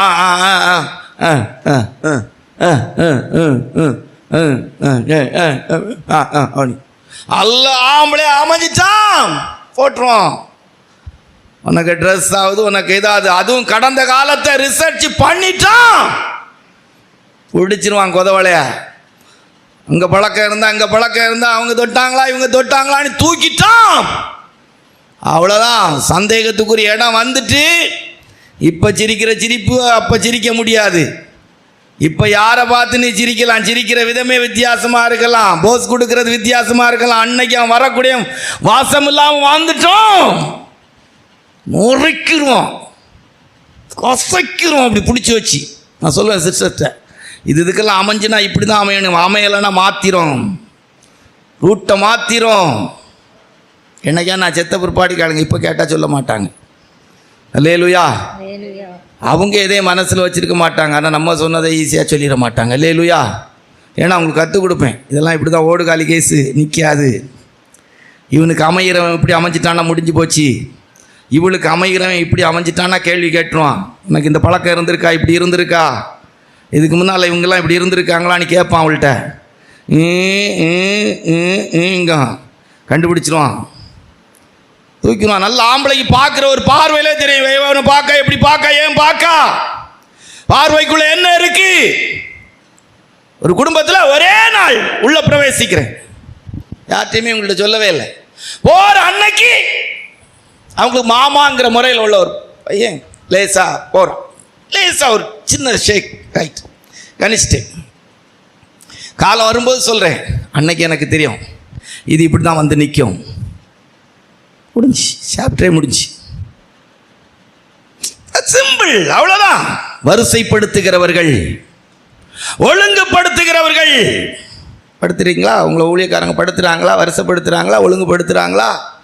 கிரமப்படுத்துறாங்களா? அல்லேலூயா சொல்லுவேன். சொல்லட்ட வாட்ஸ்அப்பில் அதை அனுப்பாத, இது அனுப்பாத, இப்படி அனுப்பாத, சாட் பண்ணாத, லாக் பண்ணி வைக்கிறீனா நீ ரகசியமா ஏதோ ஒன்று வைக்கணும் நீ நினைக்கா, நீ விளங்குறது கஷ்டம். வைக்காத. எப்பவும் செல்ஃபோன் ஓப்பனாகவே இருக்கட்டு, யாரும் பார்க்கட்டும், எதுவும் பார்க்கட்டும், உனக்கு பிரச்சனை இல்லை. அந்த இடத்துக்கு வா. முதல்ல உனக்கு செல்ஃபோனே தேவையில்லை. இன்னைக்கு ஒரு ஊழியக்காரன் சொல்கிறான், நான் இப்போ ஃபேஸ்புக், இன்ஸ்டாகிராம் எல்லாம் அழிச்சிட்டேன், வாட்ஸ்அப் எனக்கு தேவையில்லை, நான் வேற வழி இல்லாமல் வச்சிருக்கிறேன். ஏன் வச்சுக்க, எல்லாம் வச்சுக்க, வாட்ஸ்அப் வச்சுக்க, இன்ஸ்டாகிராம் வச்சுக்க, என்னெல்லாம் வேணுமோ வச்சுக்க. ஏன் வைக்காண்டா நீ சொல்ல வை. வாழ்க்கை மாறும். வரக்கூடாதும் வந்துட்டான். நான் சொல்லுவேன், பேக்ரவுண்டில் சிலதை விசாரிக்கணும், வருவான். ஆரம்பம் 3 மாதம் நல்லா தான் இருக்கும். அதுக்கு பிற்பாடு மெதுவாக கறக்க ஆரம்பிப்ப. எத்தனை நாள் எதை மறைக்க முடியும்? லீக் அவுட் ஆகும். என்ன தண்ணிக்குள்ளே கொண்டு போயிட்டு ஒன்றை விட்டா அது என்ன செய்யும்? நாம் வெளியே வர்றதுக்கு முந்தி மேலே வந்துடும். அது மலிஞ்சா சந்தைக்கு வரும். கிரமப்படுத்துகிறவர்கள், ஒழுங்குபடுத்துகிறவர்கள். அல்லேலூயா. சிலதெல்லாம் ஒழுங்குபடுத்தப்பட்டுறணும். விசாரணை வரும்போது கஷ்டமாயிடக்கூடாது. அதுக்கு தான் சொல்கிறோம், ட்ரெஸ்ஸு, காரியம் எல்லாத்துலேயும் அடக்கமாக இருக்கணும். உலகத்தாரல்ல, கிறிஸ்தவர்கள் தான் இன்னைக்கு டிவோர்ஸ் நிறைய அப்ளை பண்ணிக்கிட்டு இருக்கிறாங்க. சுதந்திரமான வாழ்க்கை, 2 பேர் ஆண் பெண் இருபாலர்ல சுதந்திரமான வாழ்க்கை. ஏன்னா கிரமப்படுத்தல அன்னைக்கு கற்றுக் கொடுத்தாங்க. எழுத்தின்படி பைபிளை இல்லாட்டாலும் பெற்றோர் கற்றுக் கொடுத்தாங்க, இப்படி வாழணும். பிள்ளையை பயமுறுத்துறாங்க, மாமியார் வீட்டுக்கு போனா நீ நினைக்கிறேமா வாழ முடியாது, கற்றுக் கொடுத்தாங்க. இன்னைக்கு கற்றுக் கொடுக்குறாங்களா? மாமியார் விட வேண்டாமே, போன உடனே புருஷனை பிரிச்சுட்டு தனியா வாழ்க்கை. ஒழுங்குபடுத்தப்படுதல். சபையில் சத்தியத்தை சொல்லி, வசனத்தை சொல்லி, தெய்வ ஜனங்கள் அப்படி ஒழுங்குபடுத்துகிற இல்லை. இப்படி தான் வாழணும், இப்படி தான் இருக்கணும், இதை தான் ஒடுக்கிறது, வாழ்றது இதான், இப்படி தான் இருக்கணும், இதான் முறை. பொம்பளை பிள்ளை, ஆம்பளை பிள்ளைய பசங்களுக்குள்ள வசனம் தரிக்கக்கூடாது. பையன் நல்ல டீசெண்டாக ட்ரெஸ் விடு. நான் சொல்லுவேன், சபைகளுக்கு போகும்போது ஊழியக்காரங்களுக்கு சொல்லுவேன், இன் பண்ணிட்டு முன்னுக்கு வந்து நிற்காத, நல்ல முறையில் நில்லு. ஒரு ஊழியக்காரன் தகுதியான வஸ்திரத்தை போடு. நீ ஆஃபீஸுக்கு போகும்போது கூட இன் பண்ணுன்னா பண்ணிக்க, என்னவும் செய்ய வேண்டிய அவசியம் இல்லை. காந்தியடிகள் தென்னகத்துக்கு வரும்போது ஜனங்கள் தார் பாய்ச்சிட்டு நின்று ஏர் உலகத்தை பார்த்து ட்ரெஸ்ஸை மாற்றினாரு. முடிஞ்சு போச்சு அவருக்கு ட்ரெஸ். அல்லேலூயா. எண்ணி முடியாத தெய்வ ஜனங்களுக்கு நீ சொல்லி நான் கேட்கதா? எழுதி வச்சுக்கிடுங்க. இன்னைக்கு வேணா டேட்டை போட்டு ஒரு நாள் வரும். ஜவாபுரம் ரொம்ப கடினமாக பேசினார், என்ன ரொம்ப கண்டிப்பாக பேசினார். நாள் வரும்போது எடுத்து வாசிங்க. சார் அன்னைக்கு என்ன அழகாக சொல்லிட்டு போயிட்டான். சத்தாயா சொல்லிட்டு தான் சாக வச்சிருக்காரு. ஒழுங்குபடுத்தப்படுதல், கிரமப்படுத்தப்படுதல். வஸ்திரத்தில் எல்லாத்துலேயும் உங்களை குறித்து விசாரிக்கும் போது கண்ட ட்ரெஸ் கொடுத்துட்டு போவா, அவெல்லாம் ஒரு மனுஷனா சொல்ல வச்சுறாங்க. அல்லேலூயா. ரைட். 6 ஒரு ஊழியனால் ஒரு சபைக்கு வரக்கூடிய ஆசீர்வாதம் என்ன? வேதத்தில் வாசிக்கும் போது மார்க்கு சுவிசேஷம் 16:20 வாசித்தா. மார்க்கு சுவிசேஷம் 16:20 வாசித்தா. வாசிங்க. அவர்கள் புறப்பட்டு போய் எங்கும் பிரசங்கம் பண்ணினார்கள்.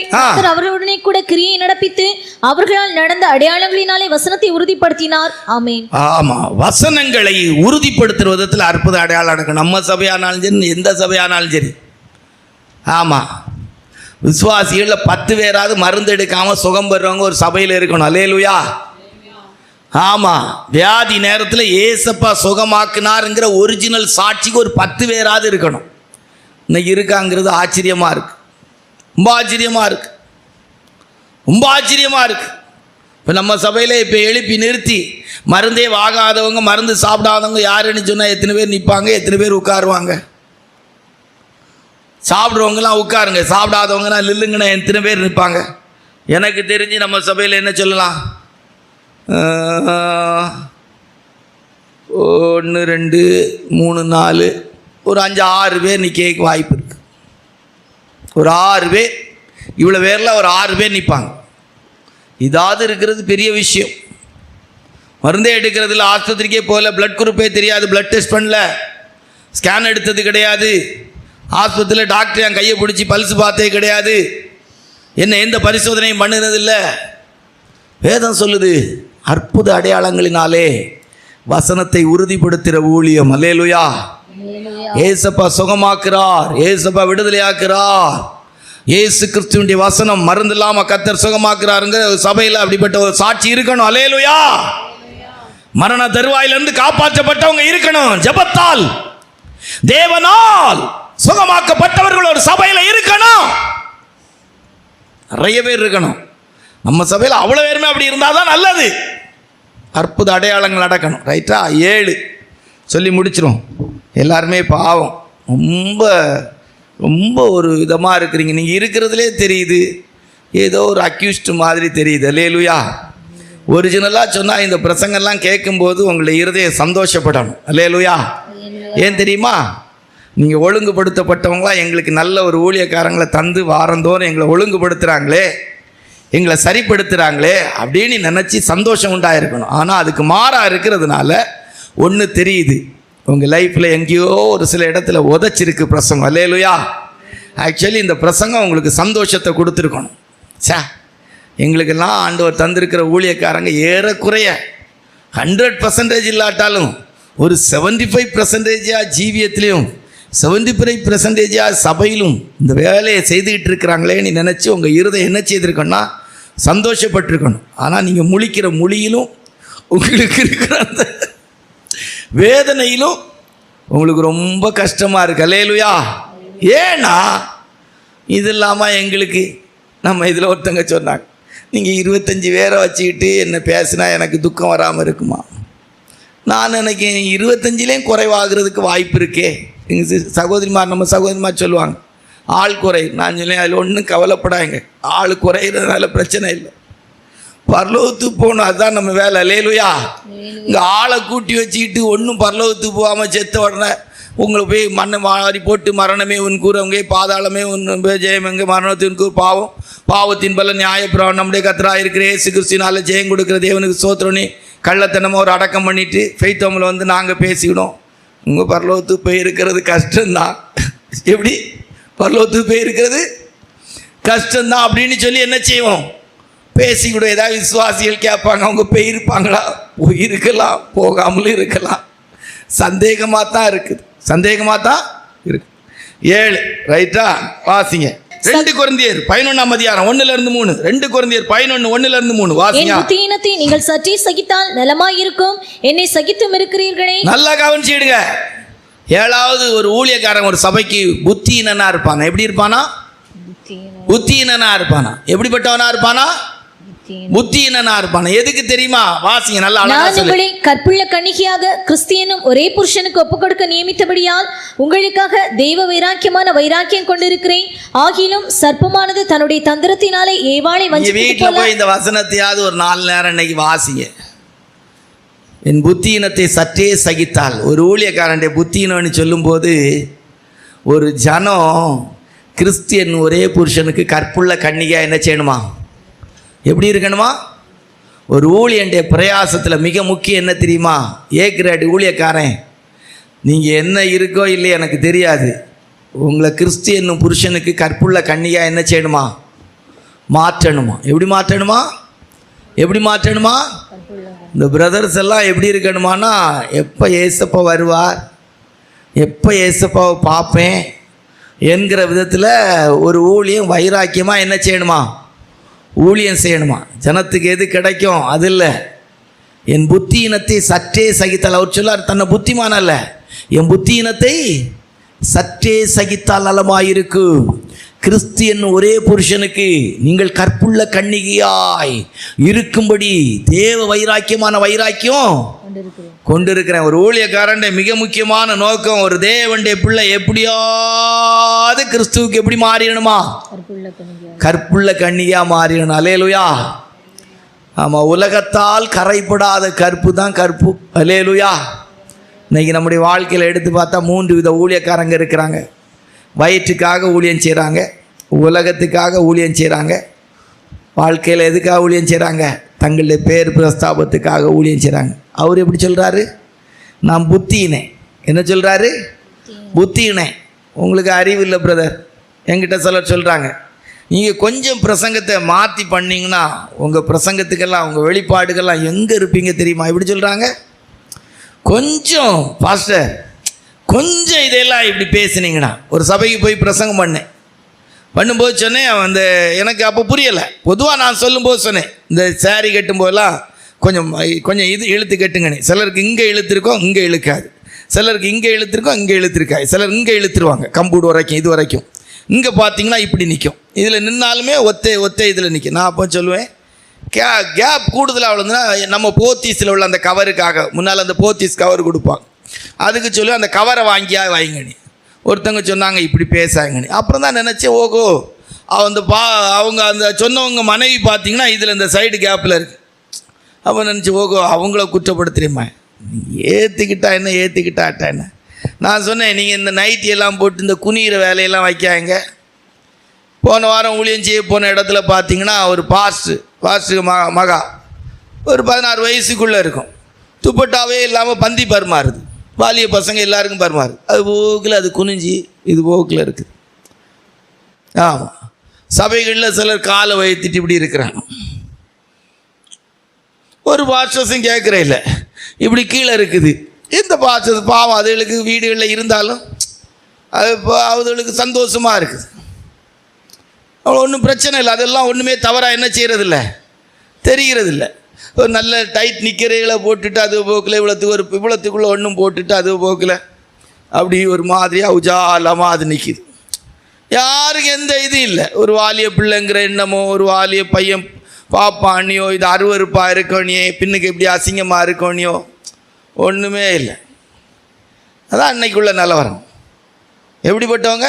பயத்துக்கு ஒன்று, உலகத்துக்கு ஒன்று, சுய மகிமைக்கு ஆக ஊழியம் செய்கிறாங்க. நமக்கு அப்படி ஊழியம் செய்யணும் அவசியமே இல்லைன்ற சொல்லுவாங்க. கொஞ்சம் நீங்கள் பேசுனீங்களா, உங்கள் வெளிப்பாடுக்கெல்லாம், உங்கள் கிருபைக்கெல்லாம், உங்கள் அபிஷேகத்துக்கெல்லாம் நீங்கள்லாம் எப்படி என்ன அப்படி ஒன்றும் ஊழியம் செய்ய வேண்டிய அவசியமே இல்லை. அல்லேலூயா. என்ன குறைஞ்சி போச்சு? எங்கே ஒன்றுமே இல்லைன்னா 3 வயது சோறு கிடைக்கும். அல்லேலூயா. 3 வேளை சோறு கிடைக்குமா கிடைக்காத? உங்கள் நம்பிக்கை இருக்கா? எனக்கு கிடைக்குங்கண்ணே. நிறைய பேர் என் கூட வரவங்களுக்கே கிடைக்கும். அல்லேலூயா. அப்புறம் எதுக்குங்க? எதுக்கு? நல்லா ஜனத்தை நடத்துவோம். அல்லேலூயா. பரலோகத்தின் தேவன் என்னை பார்த்து சொல்லிட்டு நல்லா பேசினான். பைபிளில் இருக்கிற வசனத்தை தான் எடுத்து பேசினான். ஆண்களுடைய வஸ்திரத்தை பெண்களும், பெண்களுடைய வஸ்திரத்தை ஆண்கள் என்ன செய்யக்கூடாதா? உடுக்கக்கூடாது. டெய்லி வாரந்தோறும் சொல்லு, வாரந்தோறும் சொல்லு. அல்லேலூயா. நம்ம கன்னியாகுமரி பெரிய சபைக்கு போயிட்டு இருந்தோம். நல்லா வஸ்திரத்தை குறித்து, டையை குறித்து பேசினோம். அங்கே இருக்கிற ஒரு சில பாட்டிமாருக்கும் அந்த வஸ்திரத்தை குறித்து பேசினதுனால ஒரு சிலருக்கு வருத்தம் வந்துச்சு. நான் சொன்னேன், கொஞ்ச நாளைக்கு நான் வராமலே இருக்கிறேன். அவுத்துட்டான், நாங்கள் கழுதை எடுத்து விட்டுச்சான், ஓட்டம். அங்கே எல்லாம் தாறுமாறா வாழ்க்கை ஓடுது. அல்லேலூயா. சத்தியம் இல்லைன்னா எங்கேயா சீர்படுத்தப்படுவாங்க. அல்லேலூயா. ஆமாம், என் வசனத்துக்கு நடுங்கிறவனை நோக்கி பார்ப்பேன். என் வாசனத்துக்கு நடுங்கிறவனை நோக்கி பார்ப்பேன். பெந்தகோஸ்து சபைக்கு போனீங்கன்னா என்ன மாடலிங்கப்பா, இங்கே ஒரு ஓட்டை, இங்கே ஒரு ஓட்டை, இங்கேருந்து இங்கே பை, இங்கே இந்த இது, இங்கே தொங்கு, அங்கே தொங்கு, பின்னால் தொங்கு, முன்னால் தொங்கு, என்ன உச்சாலா தொங்கிட்டு கிடக்கு. எதுக்குன்னு கேட்டால் யாருக்காவது விளக்கம் இருக்கா? அவங்க அப்பாட்ட கேட்டால் எதுக்கு உங்கள் மகா இப்படி தொங்கலம் போட்டிருக்கான்னா விளக்கம் சொல்லுவாரா? உங்கள் மனைவி எதுக்கு இதுக்கு தொங்கலம் போட்டிருக்கான்னா புருஷன் சொல்லுவாரா? நான் என்ன செய்யும் பிரதர்? நானே சாப்பாடு கிடைக்கதே புண்ணியனி கல்யாணம் பண்ணிட்டு வாழ்ந்துட்டு கிடக்கிறேன். இனி இப்போ உங்கள் பிரசங்கத்தை காத்து டிவோர்ஸாக பண்ண முடியாது. எத்தனை மாடலிங்க அப்பா, என்ன படமெல்லாம் வச்சுருக்கிறாங்க. இதில் ஒரு வெட்டு வேற. இப்போ என்னெல்லாம் வச்சுருக்கிறாங்க ஏங்க. ஊழியம், சபை, ஆராதனை, ஜனம். பரலோகத்துக்கு போகணும். அல்லேலூயா. பரலோகத்துக்கு போகணும். அல்லேலூயா. அந்த யோவான் சுவிசேஷம் 14-17 அதிகாரத்தில் அந்த வசனத்தை வாசிங்க. என்ன அழகா சொல்றாரு, வாசிங்க. நான் இவர்களுக்காக வேண்டிக் கொள்கிறதும் அல்லாமல், நான் இந்த ஊழியக்காரர்களுக்காக வேண்டிக் கொள்கிறது மாத்திரமல்ல, இவர்களுடைய வார்த்தையினால் என்னை விசுவாசிக்கிறவர்களுக்காக, இவர்களுடைய வார்த்தையினால் என்னை விசுவாசிக்கிறவர்களுக்காக வேண்டிக் கொள்கிறேன். ஆண்டவர் அன்னைக்கே ஜெபம் பண்ணிட்டார். என்ன ஜெபம் பண்ணியிருக்காரு? இப்படிப்பட்ட நல்ல பிரசங்கத்துக்கு கீழ்ப்படுகிறவர்களுக்கு நீங்க ஆசீர்வாதத்தை கொடுங்கன்னு அன்னைக்கே ஜெபம் பண்ணிட்டார். அல்லேலூயா. கண்ணை மூடுவோமா? நல்ல பிரசங்கம்னா எனக்கு தெரிஞ்சதில் சமீப காலத்தில் பேசுனதில் நல்ல பிரசங்கம் இது. ஆனால் நீங்கள் இருக்கிறது எனக்கு தெரிஞ்சது என்னென்னா, இது ஒரு நல்ல பிரசங்கமா, நல்ல அழகான தெளிவு, மொத்த வேதத்தையும் புதிய ஏற்பாட்டு காலத்தில் 14 பாயிண்டில் உங்களுக்கு ஒழுங்குபடுத்தியிருக்கு. 7 பாயிண்ட் ஒரு பக்கம் எழுதி வைங்க, ஒரு ஊழியக்காரனா எப்படி இருக்கணும். 7 பாயிண்ட் எழுதி வைங்க, ஒரு ஊழியக்காரனால ஒரு சபைக்கு என்ன ஆசீர்வாதம் கிடைக்கும். அல்லேலூயா. ஆமாம், நாங்கள் வசனத்தை எப்படி பேச மாட்டோம், நயவசனிப்பாக பேச மாட்டோம். அருமை கர்த்தருடைய பிள்ளையே, நீ எப்படி இருந்தாலும் கர்த்தர் உன்னை உயர்த்த போகிறார். அல்ல, கண்ணை மூடுவோமா, முழங்கால முடக்குவோமா, கர்த்தரிடத்தில் கேட்போம். ஆண்டவரே, எங்களுடைய வாழ்க்கையில் எங்களுக்கு இருக்கிற ஊழியர்களும் இப்படி தான் இருக்கணும், எங்கள் ஊழியமும் இப்படி தான் இருக்கணும். 2 விஷயத்தை கேளுங்க ஆண்டவர்கிட்ட. ஆண்டவரே, சாகும் வரைக்கும், உண்மை சந்திக்கும் வரைக்கும், உடைய வருகை வரைக்கும் எங்களுக்குன்னு இருக்கக்கூடிய ஊழியக்காரங்க A கிரேட் ஊழியக்காரங்களாக இருக்கட்டும். ஒரு ஊழியன் மூலமாய் நீங்கள் தர்ற ஆசீர்வாதமும் அப்படிப்பட்டதாக இருக்கட்டும். நயவசனிப்பாலாம் பேசுகிற ஒரு சத்தம் எங்களுக்கு வேண்டவே வேண்டாம். நம்முடைய சபையில் சில தெய்வ பிள்ளைகள் இன்றைக்கும் ஜெபிக்கிறாங்க. ஆண்டவரே, ஏதோ எங்களுக்கு நயவசனிப்பான வசனம் இருக்கக்கூடாது, நீங்கள் என்ன பேச விரும்புகிறீங்களோ அதை எங்கள் ஊழியக்காரங்க மூலம் பேசுங்க. கர்த்தரிடத்தில் கேளுங்க. வழி தவறிடக்கூடாது, திசை மாறிடக்கூடாது, போகிற இடம் தெரியாமல் பயணித்திடக்கூடாது. நேர்வழியாய் நடத்துகிற தெய்வம். கர்த்தரின் பிரயாணத்தை வாக்கிய பண்ணினார் நீ நம்ம சொல்லணும். முடிவில் கர்த்தரின் பிரயாணத்தை வாக்கிய பண்ணினார். ஆபிரகாம் போகிற இடம் தெரியாதது போல போய் கொண்டிருந்தார். ஆனால் கர்த்தர் அவனுடைய பயணத்தை வாக்கிய பண்ணினார். ஊளையிடுகிற பாழான நிலத்திலிருந்து யாக்கோபை கர்த்தர் தெரிந்தெடுத்தார். அனுபவம் இல்லாத ஒரு பாதையிலே, சூரியன் அஸ்தமிக்கிற ஒரு பாதையிலே போய் கொண்டிருந்தார். கர்த்தரோ அவன் நடந்து போகிற பாதையை அறிந்திருந்தார். அவனை அவரே நடத்தினார். வேறொருவரும் அவனோடு கூட இருந்ததில்லை. இந்த நாளிலே கர்த்தரிடத்தில் ஒப்பு கொடுப்போம். யாரும் மனதளவில் சோர்ந்து போக வேண்டாம். கர்த்தர் தந்த வசனத்தின்படி, கர்த்தாவே, நான் எப்படி ஆயிலும் இந்த சரீரத்தை விட்டு பிரிகிற நாள் வரும்போது, அல்லது உங்கள் வருகை நாள் வரும்போது பரலோகவாசியாய் மாறணும். உலகம் எனக்கு பாத்திரமானதல்ல. ஷமானா ரிமானா ரிபாபா லங்கராமானா ஓ ரபலக ரபலக ஷகது நாயின மனாயிட பலங்கராமானா ரிபாபா லங்கராமானா. ஒரு புதிய கிருபையை கேளுங்க, ஒரு புதிய அபிஷேகத்தை கேளுங்க, ஒரு புது தீர்மானத்தை கடந்து வாங்க. எப்போதும் போல ஒரு ஆவிக்குரிய ஜீவியம் செய்யாதுங்க. ஒரு நல்ல சிறந்த அனலுள்ள ஆவிக்குரிய ஜீவியத்தை செய்ய தீர்மானம் எடுங்க. ஷமானா ரிமானா ரிபாபலங்கராமானா ஓரபலகரபலக ரிபாபலங்கரபலக ஷமானா ரிபாபலங்கராமானா துனாயின மனாயிடபலா. ஆமென், ஆமென், ஆமென், ஆமென், ஆமென். எங்கேயோ இருந்து எங்கேயோ போறது போல இல்ல. ஆமென். நிச்சயமில்லாதவனாய் ஓடேன், நிச்சயமில்லாதவனாய் ஓடேன், நிச்சயமில்லாதவனாய் ஓடேன். கர்த்தரின் பிரயாணத்தை வாக்கிய பண்ணினார். கர்த்தரின் பிரயாணத்தை வாக்கிய பண்ணினார். கர்த்தரின் ஆவிக்குரிய ஜீவியத்தை வாக்கிய பண்ணினார். நான் பரலோகவாசியாய் வாழ்ந்து முடிப்பேன். ஷமானா ரிபாபலங்கராமானா.